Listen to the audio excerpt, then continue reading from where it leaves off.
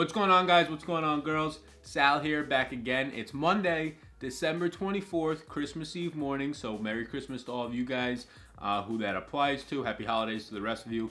I'm looking outside my window right now, and we got beautiful snow overnight, so it looks like it's going to be a white Christmas, so it's great. We're going to break down this slate. We got a 15-game slate. No buys, no Saturday games, no Thursday games. I think that's the only time all year that happens. Week 17, last week of the year, there's teams that have to win to get in. There's some situations where players have to get incentives to get bonuses, things like that. So there are some different ways that we're going to approach this week, even different than last week. In week 16, there's going to be way more question marks when we go through this. Who's going to be sitting? Who's already made the playoffs? Who's totally out of the playoffs and no reason to play? Obviously, it's Monday. We're not going to get any of those reports till later on in the week, up until literally an hour before lock, like we did with Todd Gurley for some of you. Hope you guys won your championships. Hope you guys are in your championships if you go to week 17. But yeah, let's get down into this video. The first thing I will say is that below in the description, I spent the last couple of days really trying to hone my writing long form written skills for DFS, be able to send that places as a sample. But I ended up writing a 9-10 page paper, tips on being a more optimal contrarian that I've had. It's about a 10-tip thing. It's 9 pages. You could scroll through that. It's completely free. It's down below. It took me a lot of time I put into it. There's graphs. There's other things. I think it'll bring you guys a ton of value. Totally free. Go down below. You can sign up and get you an email sent to you, and it'll give you that for completely free. So that's in the description below. You don't even have to click show more. It's going to be right there up top. So I appreciate if you guys can check that out. I put a lot of work into it, and just really give me your feedback on it for the most part. But yeah, let's get into this video, guys. So week 17. First look, let's go. Santa Claus is coming to town, you know what I'm saying? That's happening tonight for sure. Damn, I used to miss, or I do miss, when I would stay up literally all night Christmas Eve, which was, I'm 22 now, so, I don't know, 6 years ago, I would stay up all night even until I was 16, 17, just because you're so excited. Even when you don't believe in, I shouldn't say that, but I know my audience, you guys are all 18 to 40, but I shouldn't say that. But even when you start to grow out of Christmas a little bit, you still, you kind of miss those times, right? Just staying up all night. Some of you more recently, others of you get that feeling a couple years back. But yeah, let's break down into this. I almost spilled the whole beans on Santa himself. All right, but let's get into this. So Patrick Mahomes is back on the main slate. Basically every single team's on the main slate for the most part. So we get Patrick Mahomes at home against Oakland. Great situation. He's only $7,100. Only 71 we say, but we have to see what the range of QB pricing is, right? Last week it went all the way down to the bare minimum of 4,000. We had Nick Foles at 4,700. Some really odd prices from last week that we saw. Obviously, some of them you can't account for due to injury. But yeah, Patrick Mahomes at 7,100. Last night he played Seattle. He had another great game. It's not showing his salary here, but that was just because it was a showdown slate. But again, 28 points. He's always in play. But in cash, if this is what we're trying to build a cash game lineup, unless we can get up there with value, like we had extreme value last week. We had great mid-range at wide receiver, even lower with some guys like Robbie Anderson. We had extremely great value at running back with Elijah Maguire, the Jamal Williams, Marlon Mack, even players like that. If we can get there, maybe we get up to some of these guys up here, because we see two guys at 7K. I think for the first time, Big Ben, who's just been absolutely throwing the ball left and right out there. Now he gets to go back home against Cincinnati, which has been so porous, and the Steelers have to win, right? So that's another thing we have to keep in mind.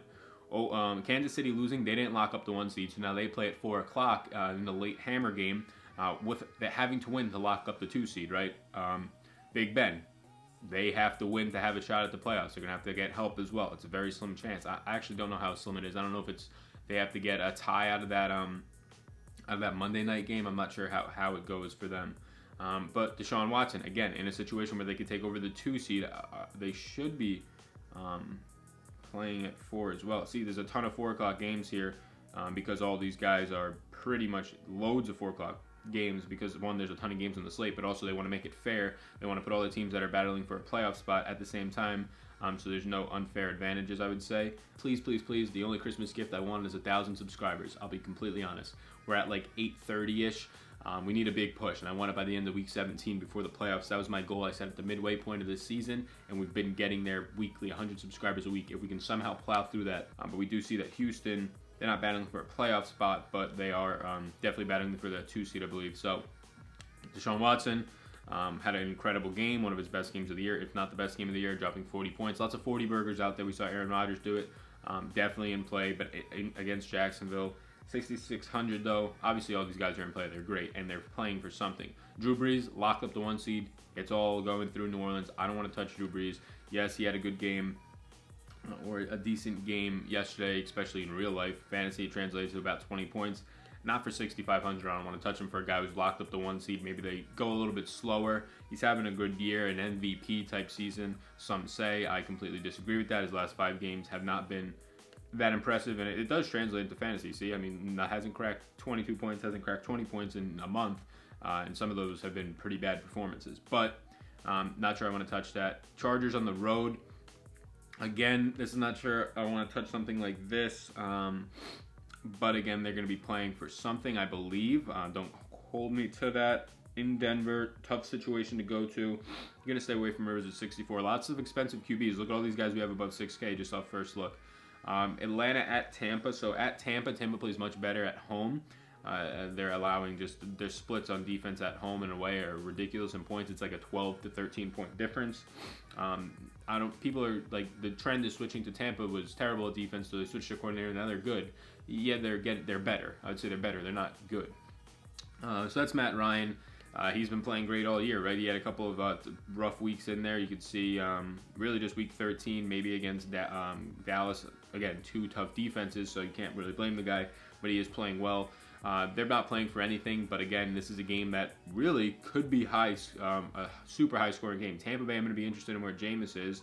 If we just come down here, he's at 6,100 against Atlanta. That's interesting at home, coming off of a couple of rough starts. But I like this game because neither of the teams have nothing to play for. Neither of the teams don't have incredible defenses, and they both have pretty good offenses. This could just be a shootout where everybody goes, let's just have some fun in Week 17 and throw it around. But again, we'll wait for the reports. Like Matt Ryan, Aaron Rodgers at home against Detroit. We saw what he did. He had his best game in quite a long time. I'm a Packers fan. I said yesterday it was a hot take, but it might not be. This was a top 10 Aaron Rodgers statistical performance. Maybe performance overall, but I kind of like to take like situation into that, and there was nothing to play for, so there was no pressure. But overall, he threw the ball 55 times. He hasn't done that in a while, but they were trailing for the most part by 15 points. He's the only quarterback ever to throw for 400 yards and have 2 passing touchdowns and 2 rushing touchdowns, and he's done it twice now. He did it back in 2011. Look, he's in play. Tournaments, I had a lot of him. I also had a lot of Nick Foles. That's kind of where I ended up going. It wasn't on Nick Foles until Sunday morning after watching some streams of Manny Laura, and he got me really onto it. Check out Manny Laura's streams on Twitch Sunday mornings. Again, he'll probably go through the playoffs as well. So yeah, Rodgers, he's going to be more chalky in tournaments. In cash, I don't know if I want to pay up for that because he really has to, like we've seen it twice this year. He got down against Detroit earlier, and he gets down against the Jets, his team. That's when he's going to be throwing the ball a ton. And I don't know if they get down at home to Detroit. This Detroit team's just fallen apart since the last time they played them. So, yeah. Jared Goff home against San Fran.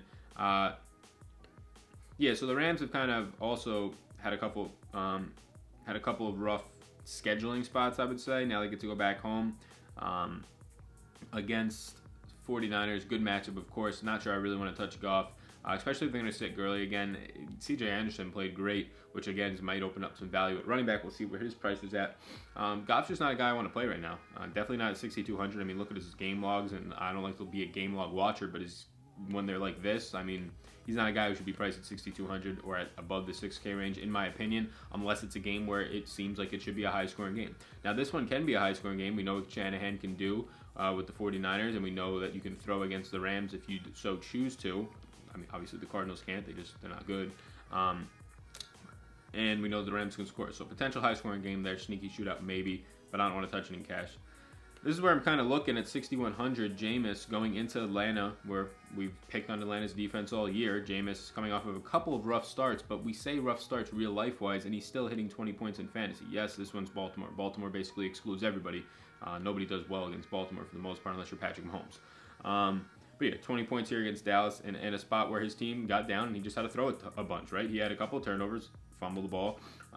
But the fact that he's just throwing that much, oh, I thought I just lost my screencast. We're good.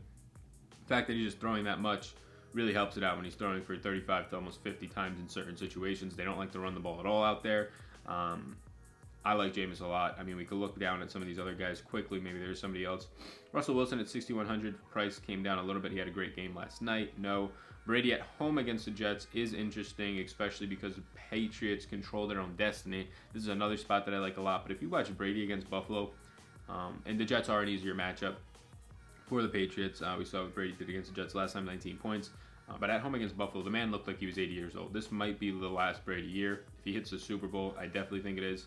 Foles against Washington. Washington's secondary is very suspect. Washington, this is a situation where the Eagles also have to win, so this is a pretty good spot for Nick Foles. We saw what he just did, but I feel like this is the situation maybe you get off that train. But again, he looked great, right? 471 yards, second most on the year, just behind Patrick Mahomes, 478 in that huge Monday night game against the Rams. Looked absolutely incredible.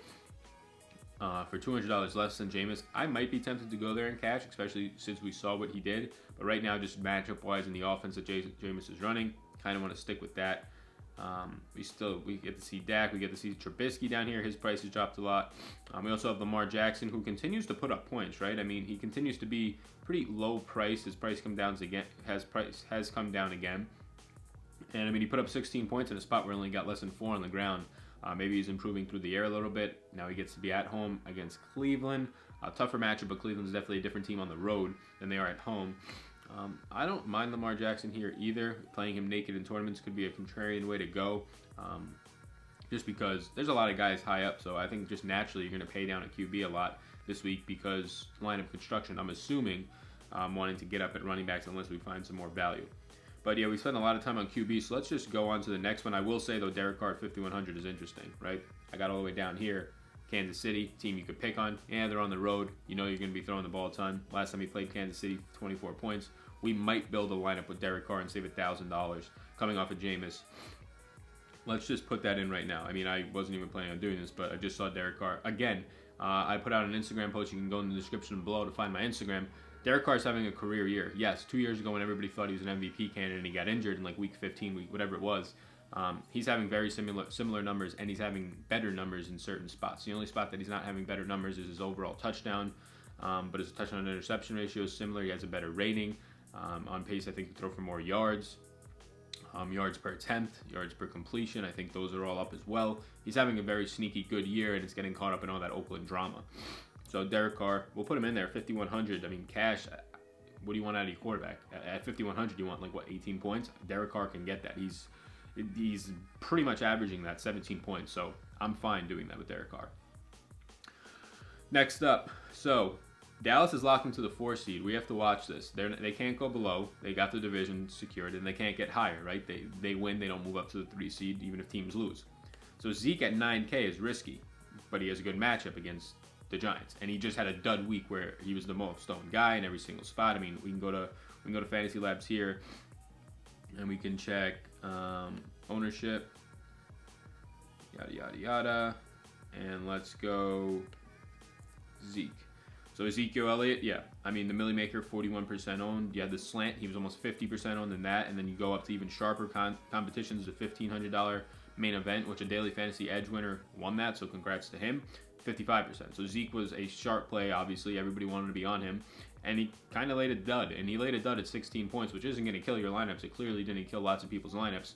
And the guy's still #1 receiver type production, 5 catches for 24 yards. Yes, that's not as great as it has been, but for a running back, getting over 7 points on the ground is pretty solid. We have to watch this, though, because he's 9K, and we don't know if he's going to play, right? You have to keep these things in mind. Todd Gurley, most likely going to be out, right? He's ruled out. I'm imagining he's out again. Why push it? But maybe they do play him. If they do, great matchup for Todd Gurley. McCaffrey, again, they had nothing to play for. Ian Hart has said it himself. Like, why are you going to give McCaffrey 30-plus touches if you have Cam sitting with nothing to play for? That's exactly what they did. It seemed like he was touching the ball every single play, right? 12 receptions, 21 on the ground, 33 overall targets. Every single play, it seemed like this guy was touching the ball. I was saying it yesterday in a group chat for fantasy with my closer friends from high school. How doesn't this guy go #1 overall next year in fantasy drafts? If not #1, if you want to take Saquon Barkley there, how not #2 in PPR drafts, right? I don't see this production changing. He's the prototypical back. The way the NFL is going to be going, Saquon's the bigger back that can kind of lay the wood. But McCaffrey gets the goal line work. He's on the field more than Saquon Barkley. Literally 97, 98% of the touches. Now maybe they change that next year, trying to take some weight off of him, but he's not getting completely pummeled, right? He's not going in between the tackles. When he runs the ball in between the tackles, it's for 15 times a game, 16 times a game, 10 times a game. He's catching the ball in space, getting out of bounds, getting tackled by one guy from behind, whatever it might be. He's not taking a bigger beating like some of these other backs like Zeke, who's touching the ball a ridiculous amount of times and going through the tackles, working for his yardage. McCaffrey against New Orleans, I mean, I love it, right? 9,100, we're going to have to see, because, again, they're not playing for anything, but they weren't playing for anything last week, and we saw what McCaffrey did. I think they want to get McCaffrey all these things that he can do, or rack up all these yards he can. We'll plug him in there for now. Melvin Gordon, so obviously all the guys are on the slate on this one. James Conner, somebody to watch against Cincinnati.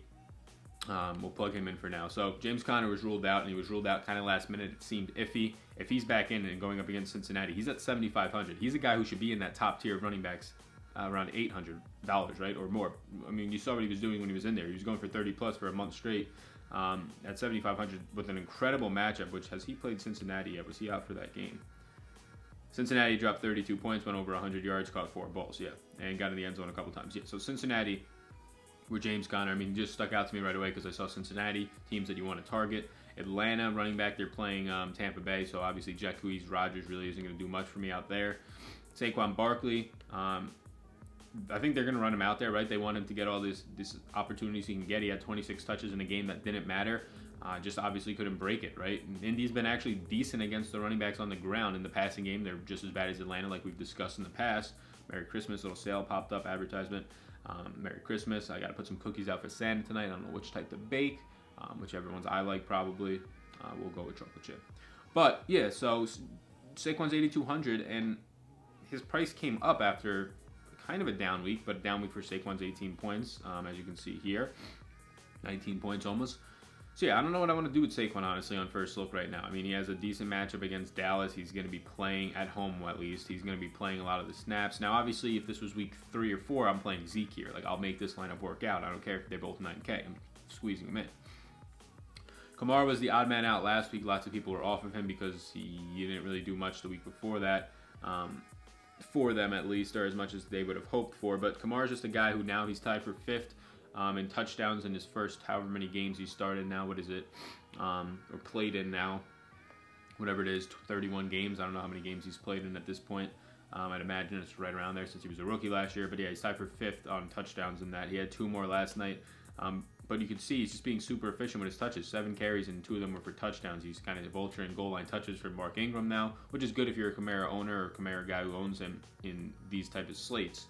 But he made his work all in the air. He had a long run, though. So, I mean, you take out 2 of his goal line carries and give those to Ingram. This is a completely different slate, right, for him. But, again, that's just Kamara's role. He's going to get touchdowns. He's going to get big plays in the receiving game. Not sure I want to touch him, though. Especially since they don't have anything to play for. This could be a perfect spot to let Ingram run wild. There's some other situations. Again, value will open up in the week. Like, DraftKings has no idea what these teams are going to do in Week 17. Some of these teams that aren't playing anything. And some of these people are going to come out and say, we're sitting this guy. Like, we're going to get a look at whoever. But I haven't looked into incentives. That's something that I'm going to look into later in the week. Make sure you look into players' incentives. Because we got a guy like George Kittle, I think, who's like 99 yards or 100 yards away from breaking the tight end or single receiving record. Where's George Kittle at here? George Kittle's right here. Let's put him in there for now. I literally just ran over that just because I want to say something about it. George Kittle, the game that he was almost away, had like 205 yards, whatever he had. He was close to breaking, about a sneeze. The tight end receiving yards for one game, and Shanahan, there's a thing of him being mic'd up saying, like I'm sick. I didn't get you those extra 5 yards for you to break the record. You know for a fact George Kittle's going to be playing in this game. They played in all their games the past 3 weeks when they've been eliminated, whatever it's been. George Kittle is 99 yards away from that record. Shanahan's going to try and get him that record. He'll give him 12 targets. Kittle will end the day probably with 105 yards. Maybe he gets in the end zone. Maybe he has 10 catches. $6,300, that's a lot. I actually didn't look at price right away. So we'll see what else is there, but I just wanted to put that in there, make that point that there's incentives that actually mean a lot of money. And it does, or there's incentives that lead to a lot of money, so obviously people are motivated, but there's also incentives that lead to the record books, which motivates people even more probably, especially coaches. So let's look a little bit more. Jalen Samuels obviously priced similar to, but less than as he should be, James Conner. Again, watch James Conner. As of right now, I'm going to say I want him in there. Phillip Lindsay, we get him back on the main slate. He's playing tonight on Monday Night Football. Again, he can very well do this. He could do this, but I think his games are pretty much closer to 15, probably the 20-year range when he gets a lot of touches. I don't want to touch him just based on everybody else we have on the slate. Joe Mixon against Pittsburgh. Mixon's obviously a stud. I mean, even in a game where his team is drawing absolute dirt, he still finds a way to score about 10 points, and he still finds a way to get to close to 80 yards on the ground. Yes, he had a decent amount of touches, so he wasn't as efficient with them, but your team's down, and you're the only weapon out there, so it's pretty tough to get free out there.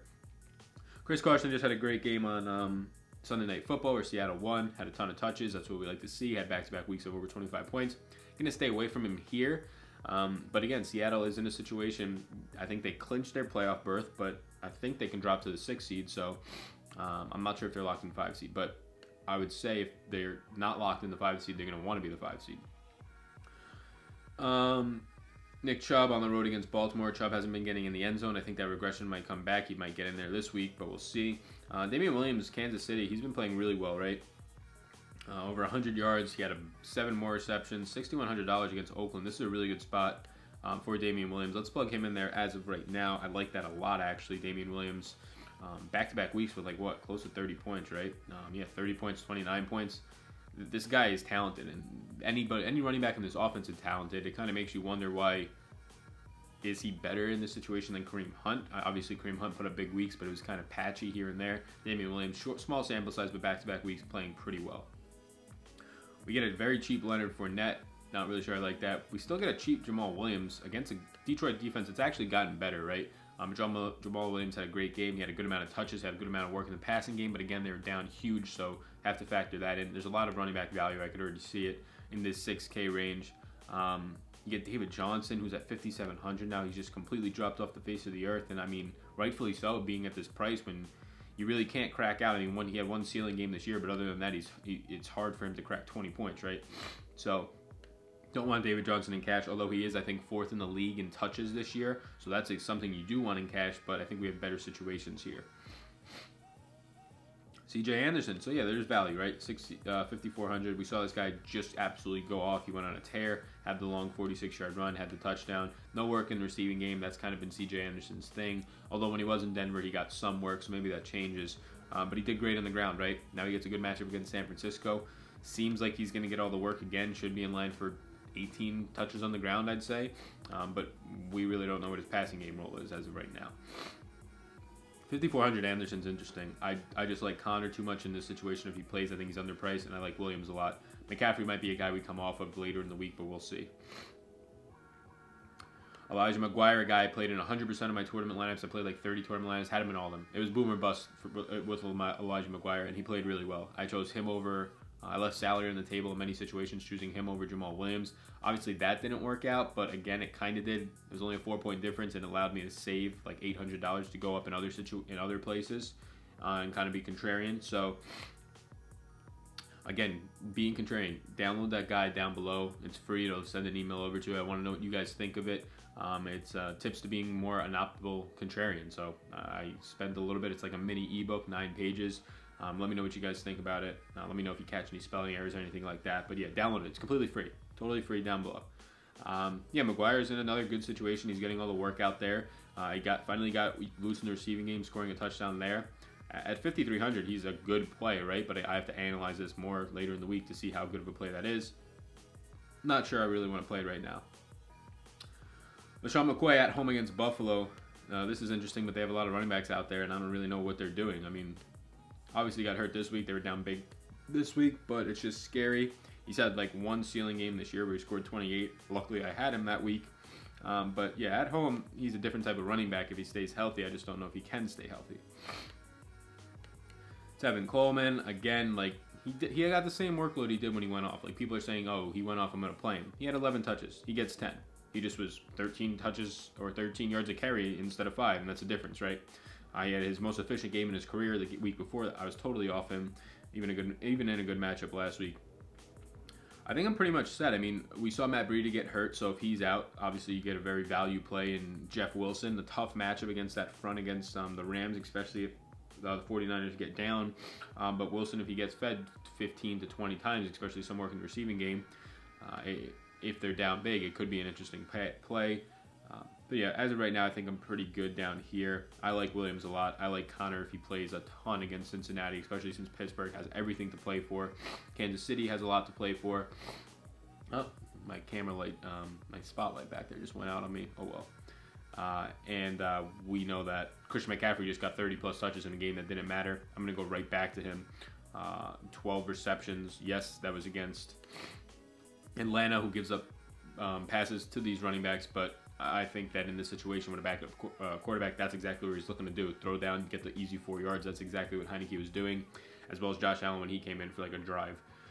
Let's plug in a defense, and then we'll check out wide receiver and tight end a little more. Again, don't care which defense I plug in here. Family's starting to wake up. Hopefully they're not loud with it being Christmas. And let's just plug in quickly this. Let's just go. Let's go 2,300 random defense. We'll go with the 2,400. We'll go up to the Packers, and then we'll get to wide receiver. So wide receiver, I mean, we see Matthew Freeland from Fantasy Labs. He's predicting like the fall off of Antonio Brown, and it very well could be coming. But Antonio Brown went for almost 50 points. Best game I think a receiver's had almost all year, besides Amari's just 50 burger. But 47 points, went absolutely berserk out there, and he gets a great matchup against Cincinnati, right? So a spot where paying up for Antonio makes a lot of sense. Just can you get there? Almost 9K.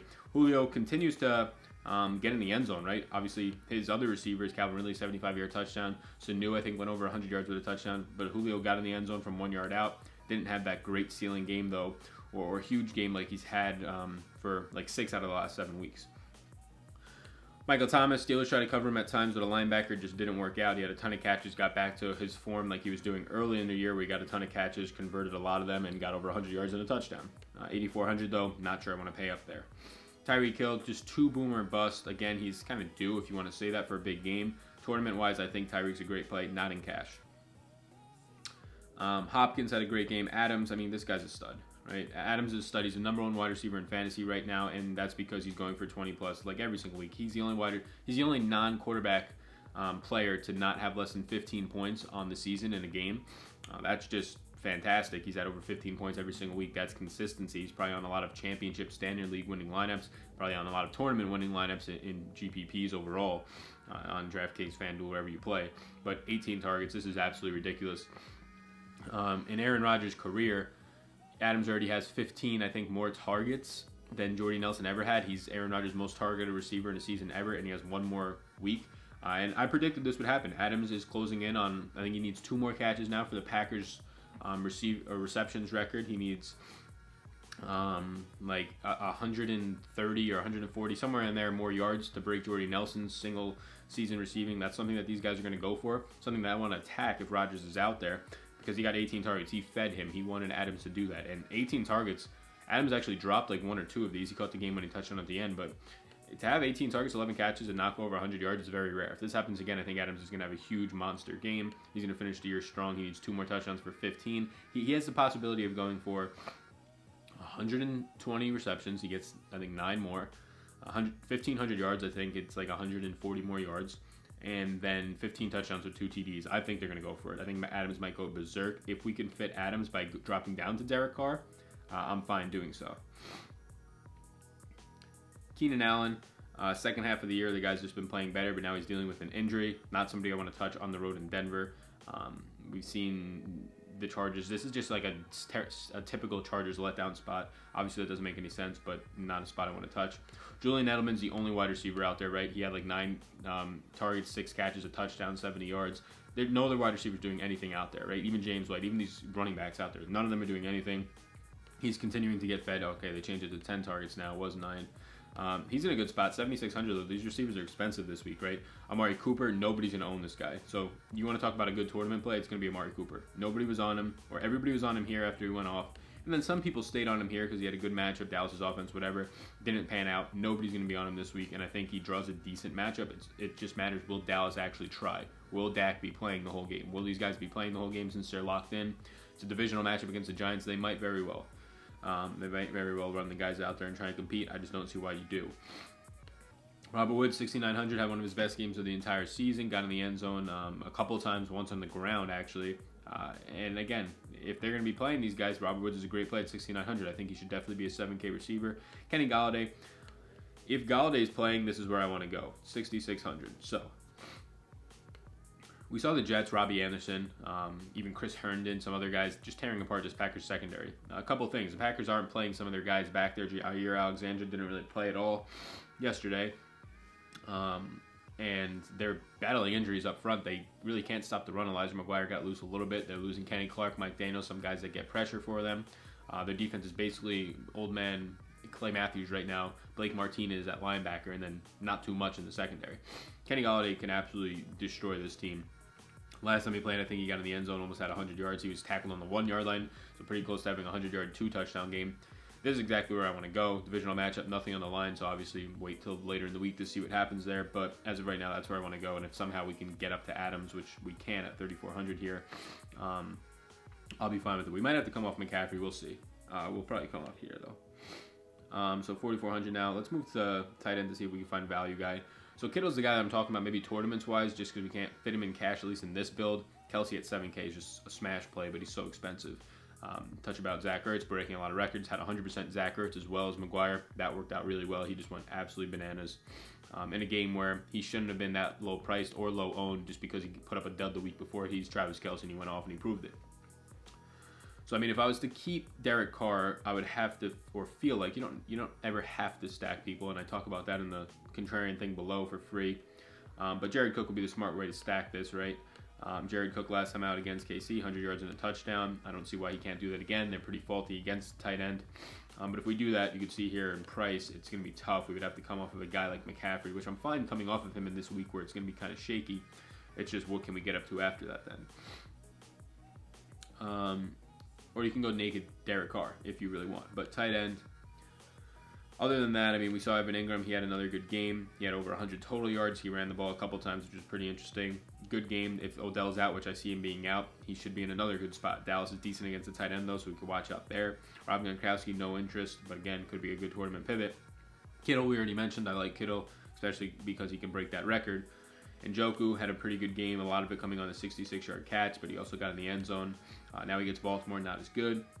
Vance McDonald had a couple of big catches. I'm not really ever worked up about Vance McDonald. CJ Azuma finally found the end zone after being targeted consistently 5-6 times a game. Ian Thomas had a really good week. Got in the end zone, caught a deep ball. Heineke looked his way a decent amount of times. Thomas seems like the real deal if Greg Olsen's going to start to slow down out there. Yeah, so I mean, then you get into the wasteland of tight ends, which is pretty much a lot of these guys. Chris Herndon, though. Chris Herndon, great game. Now he gets New England, slow linebackers. Great spot for Chris Herndon here, actually, at 3,400. I mean, let's see what happens if we go to Chris Herndon and save some money and just play a naked Derek Carr, because I'm fine playing a naked Derek Carr because the only guy who's actually probably going to put up points that's a safe play for cash, safer play, never want to get too safe, is Jared Cook, right? And Jared Cook's fine, but if you're going to save $2,000, it might be worth it there.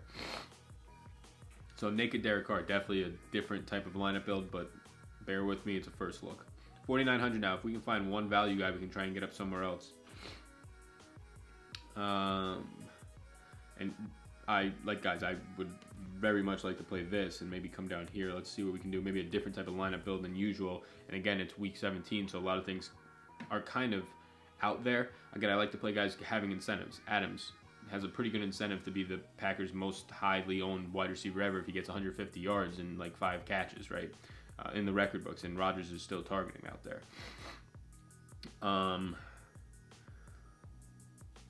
Running back, you could go with somebody like Maguire. You could go back to Jamal Williams here if you wanted to come down. You could go to a Chris Carson.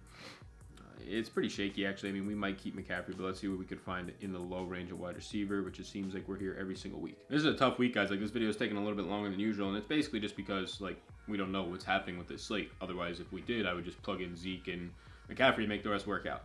But Connor's definitely a guy I want to keep. Williams is definitely a guy I want to keep in there. If we could fit a Kenny Golladay and Davante Adams, that'd be incredible. It's just a matter of if we can come down somewhere else. And we can, right? We still have $5,400 here if we go with the rest of this build.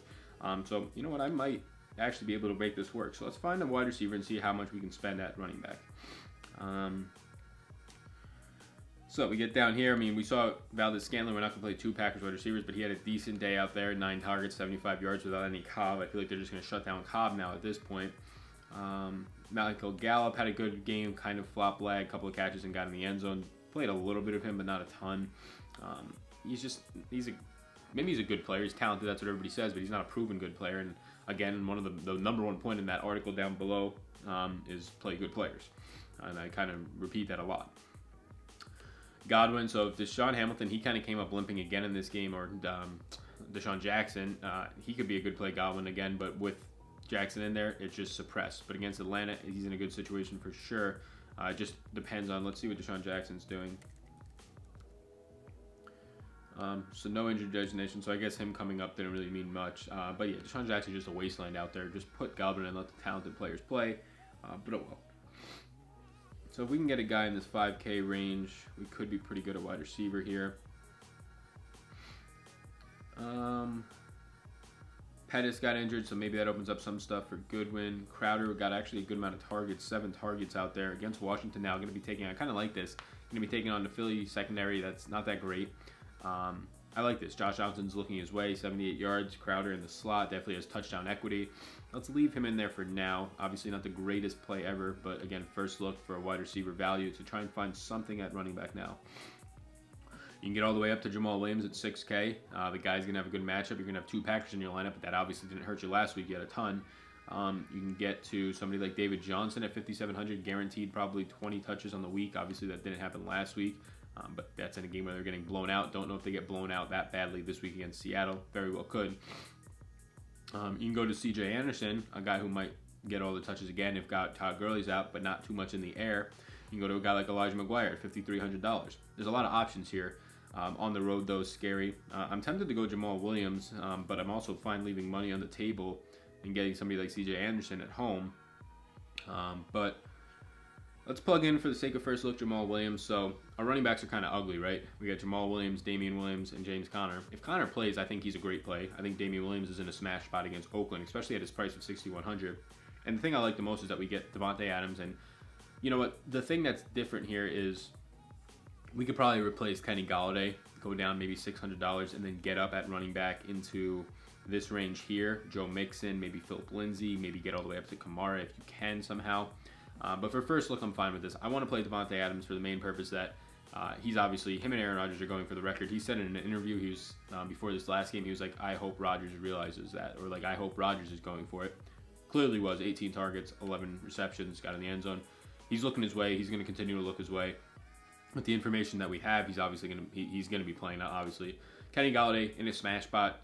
He's another guy. He's going to get fed targets, and Green Bay honestly can't cover this guy. Like, I know that for a fact as a Packers fan. They can't cover him. I like him in a spot where this game could be a shootout divisional matchup where both teams are like, screw it, let's just have some fun. Crowder getting a lot of targets out there and converting those targets. I like him. Josh Johnson looking his way. Josh Stanton looks like a decent quarterback to at least get the ball to the slot receiver. Herndon, he's been looking great. He has a good matchup against New England. Already love Damian Williams as a great play. He's going to be one of the most highest owned players at his price for sure. And Derek Carr naked allows us to do some of these things. Get 2 number 1 receivers, get 3 serviceable running backs, and you can go anywhere else at running backs off of Jamal Williams if you don't like him, right? Put whoever else you want in there. We just put Jamal Williams for the sake of this video. You can put David Johnson if you want the more carries. You can put C.J. Anderson if you want to play the hotter guy who's going to get more talk. Jamal Williams did have a great week. I think he'll get more work in the passing game. That's the first look. Thank you. Merry Christmas to you guys. Check out and download that thing below. Hit this a like. If you're still watching this, subscribe. Appreciate it if we can get to 1,000 subscribers by the end of this week. It's going to take a huge push, but if we could, that'd be awesome. And download that thing below. It's completely free. You can just look over the guide. It's meant to give you guys value and help you guys out. So my name's Sal. Best of luck, you guys. Merry Christmas. Peace.